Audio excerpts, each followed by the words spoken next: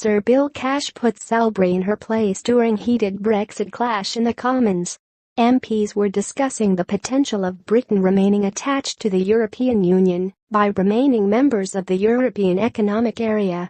The EEA joins all 28 EU members, including the UK, with 3 non-EU states, Iceland, Liechtenstein, and Norway. Sir Bill, MP for Stone, argued free trade agreements would not be possible after Brexit. Britain would have to leave the EEA, Customs Union and the European Free Trade Association. He said, "It removes the freedom we would need for negotiations with third countries. This includes any period in the EEA being party to the EEA agreement like EFTA states, or a bilateral Swiss-style agreement. The EEA essentially means membership of the single market and commitment to the 4 freedoms: free movement of goods, services, capital and workers."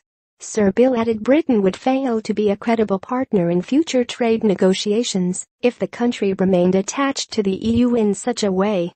The Stone MP proceeded to give way to Ms. Soubry, who read some of Sir Bill's past comments on the EEA. She said, "Could I put this to my honourable friend these words? The great advantage of the EFTA model is that it is completely independent of the EU, yet follows the decisions of the European Court of Justice, on the most part, though not always.